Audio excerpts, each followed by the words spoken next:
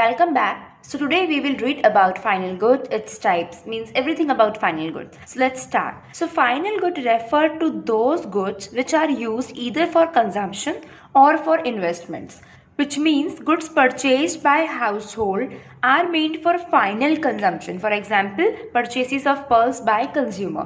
तो अगर household goods खरीद रहे हैं तो वो अपने final consumption के लिए खरीदते हैं, मतलब कि खुद consume करने के लिए खरीदते हैं. So final good refers to those goods which are used either for consumption और for investment. So goods purchased by firms. So यहाँ पे goods purchase कौन कर रहा है? Firms purchase कर रही है for investment purposes. So investment को हम capital formation भी बोलते हैं.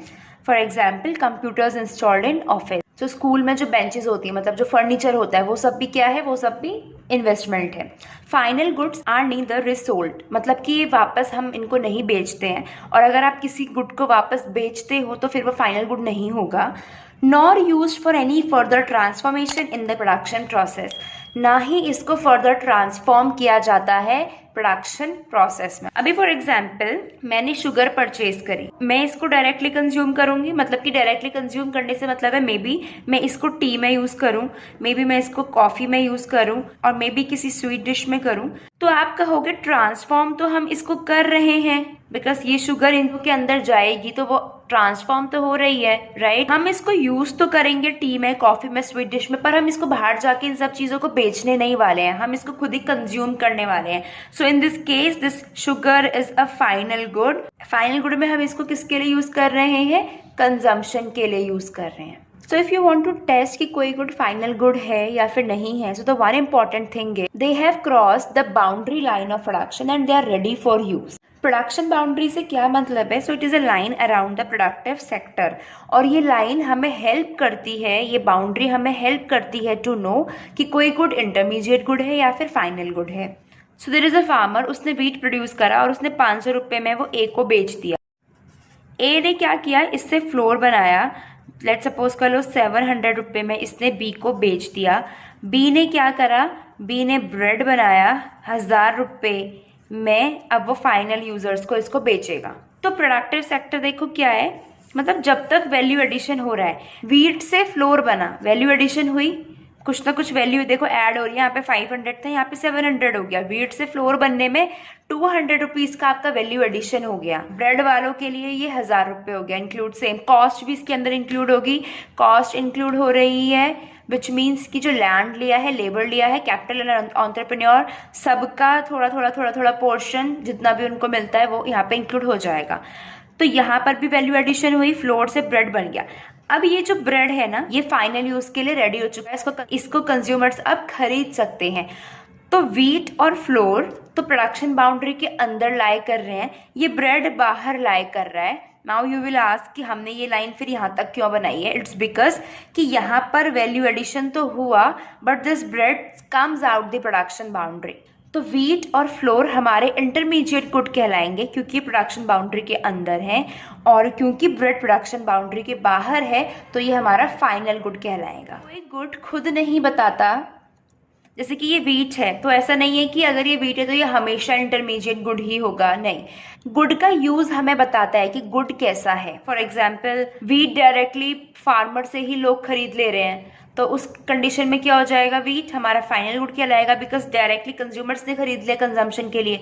बट यहाँ पर फार्मर ने इसको प्रोडक्शन यूनिट्स को बेचा, मतलब फर्म को बेचा, व्हीट से इसका फ्लोर बना, फिर ये हुआ, तो ये यहाँ पे इंटरमीडिएट गुड कहलाया. So it is the end use of the product, जो कि हमको ये बताएगा कि फाइनल गुड है या फिर नहीं है.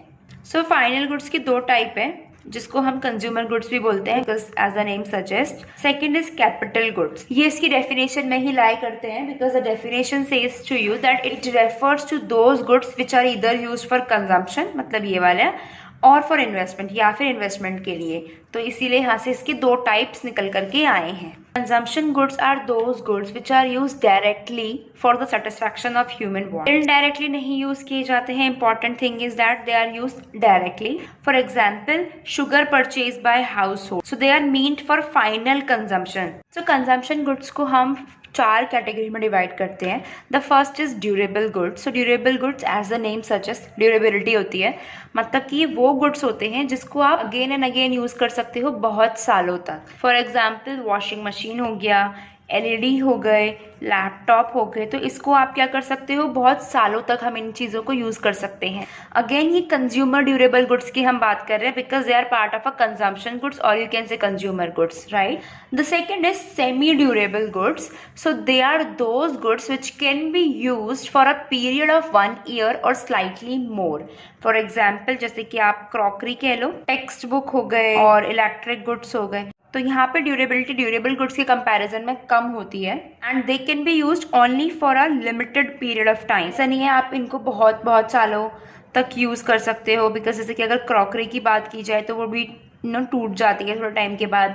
The next is single use durable goods, जिसको हम बोलते हैं non durable goods as well, which means that they do not possess durability. Durability बिल्कुल नहीं है. They are single user goods, एक ही यूज में ये खत्म हो जाते हैं, मतलब कि ये अपनी आइडेंटिटी एक ही बार आप इनको कंज्यूम करते हो उसमें खो देते हैं. ये लो वैल्यू के होते हैं. फॉर एग्जाम्पल पल्सेस, आपने इसको अगर एक बार कंज्यूम कर लिया तो आप इसको दोबारा कंज्यूम नहीं कर सकते हो, right. Then comes the fourth consumption good, which is services. They refer to non-material goods. Non material से मतलब है कि जिसको आप टच नहीं कर सकते हो, आप देख नहीं सकते हो, ये वो गुड्स हैं विच directly satisfy the human wants. For example services of teacher, services of doctor, services of engineer. The two important points about the consumption good is they have a direct demand because they satisfy the human wants directly. तो इसीलिए इनकी demand भी क्या होती है, directly होती है. इसकी शूज हो गए, पल्सेस हो गए, रिक्वायरमेंट है लोगों को तो वो इसकी डिमांड डायरेक्टली करेंगे. The second is they do not promote production capacity. The next is capital goods. So capital goods refers to those goods which help in production of other goods and services. So it includes the fixed assets such as plants हो गए, machinery हो गई. They are used in future for productive purposes. They have expected life of several years. जैसे कि आपने accounting भी देखा होगा, मशीन की जो वैल्यू होती है, जो प्लांट्स एंड मशीनरी होते हैं उसको हम डेप्रीशिएट करते हैं, तो उसकी एक अपनी पर्टिकुलर लाइफ होती है, जैसे कि 5 years. So they have expected life time. The one important thing is that they do not lose their identity in the production process, which means they do not get merged in the process of production. जैसे कि मान लो आप bakery में हैं तो आप biscuits को बनाने के लिए मशीन का यूज कर रहे हैं, वो मशीन हेल्प करेगी उसकी प्रोडक्शन में, लेकिन अपनी खुद की आइडेंटिटी लूज नहीं कर देगी. लेकिन अगर ये व्हीट से बन रहे हैं, लेट्स से शुगर से बन रहे हैं, तो ये दोनों चीज मिलकर के इस ब्रेड को बना रहे हैं, मतलब कि इन्होंने अपनी खुद की आइडेंटिटी तो लूज कर दी, बट जिस मशीन से ये मिक्सचर तैयार हुआ होगा उस मशीन ने ये आइडेंटिटी नहीं लूज करी. The next important thing is they have derived demand. ये ह्यूमन वांट्स को इनडायरेक्टली सेटिस्फाई करते हैं, इसीलिए जो इनकी डिमांड होती है वो डिपेंड होती है दूसरे गुड्स की डिमांड्स में, जिसको ये बनाने में हेल्प करते हैं. फॉर एग्जाम्पल मशीन की डिमांड हम नहीं करेंगे, राइट, लेकिन हमको ब्रेड चाहिए तो इसीलिए मशीन की भी डिमांड है, तो that's why they have a derived demand. They need repairs और या फिर कह लो replacement over the time. Machine है उसको भी रिपेयरिंग चाहिए, रिप्लेस या फिर आप उसको रिप्लेस कर दोगे. द नेक्स्ट इज इनकी वैल्यू डेप्रिशिएट होती रहती है. डेप्रिसिएशन क्या होता है, fall in the value of fixed asset over the time, जैसे कि टियर एंड वियर हो गया, ऑब्सोलेंस हो गया. देयर आर 3 to 4 थिंग्स जिसकी वजह से इनकी वैल्यू डेप्रिशिएट होती है. Next and important thing is that they promote production capacity. Productive capacity क्या होती है, maximum possible output of an economy, मतलब कि मैक्सिमम आउटपुट जो कि एक इकोनॉमी प्रोड्यूस कर सकती है वो होती है हमारी प्रोडक्टिव कैपेसिटी. प्रोडक्शन बिना कैपिटल के आज की डेट में बिल्कुल भी पॉसिबल नहीं है. ज़्यादा गुड्स आप प्रोड्यूस कर सकते हो with the help of the capital. Capital हमारी प्रोडक्टिविटी में बहुत इम्पॉर्टेंट है. So let's just assume 2 labour हैं, 2 लेबर मिलकर के 2 पैकेट बना रहे हैं ब्रेड के. उनको टाइम लग रहा है 4 घंटे का, और वो जो ब्रेड की वैल्यू है वो है 50 रुपये, मतलब कि जब वो मार्केट में उसको बेचेंगे उसके बाद उनको 50 रुपये मिलने वाले हैं. प्रोडक्शन हो रहा है ब्रेड का. अब उन्होंने क्या करा, मशीन ले ली. द वेरी फर्स्ट थिंग हम अज्यूम कर रहे हैं उस मशीन में सिर्फ 2 लेबर की ही रिक्वायरमेंट है, क्योंकि हमने प्रोडक्शन वाले चैप्टर में क्या पढ़ा था माइक्रो में, कि अगर यहाँ पर 1 लेबर हम लेते हैं तो मतलब कि मशीन की यूटिलाइजेशन अच्छे से नहीं हो रहा है, फिर भी हम आउटपुट मैक्सिमम प्रोड्यूस नहीं कर पाएंगे। और अगर हम ज़्यादा लेबर ले लेते हैं, लेट्स से हमने 4 लेबर ले लिए, 5 लेबर ले लिए, तो भी क्या होगा, हम मैक्सिमम आउटपुट नहीं प्रोड्यूस कर पाएंगे क्योंकि एफिशिएंसी नहीं होगी। तो इसीलिए हम अज्यूम कर रहे हैं कि इस मशीन को चलाने के लिए सिर्फ 2 लेबर की रिक्वायरमेंट है। मशीन 1 घंटे में 4 पैकेट बना रही है ब्रेड के, तो 4 घंटे में कितने बनाएगी? ऑफ कोर्स 16 पैकेट्स बनाएगी। तो इस मशीन के आ जाने से, मतलब लेट्स सपोज करो इट्स के और यहाँ पे वो 2 लेबर हैं, इसके आ जाने से हम पैकेट कितने बना रहे हैं? 16 पैकेट बना पा रहे हैं। टाइम कितना लग रहा है? उतना ही टाइम लग रहा है, 4 आवर्स का लग रहा है।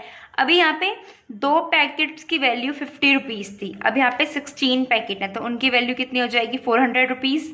मशीन के आ जाने से हमारा आउटपुट ज़्यादा हो गया, तो हमारी प्रोडक्टिव कैपेसिटी क्या हो गई? बढ़ गई है। इसीलिए हमने कहा कि capital goods are used in future for productive purposes.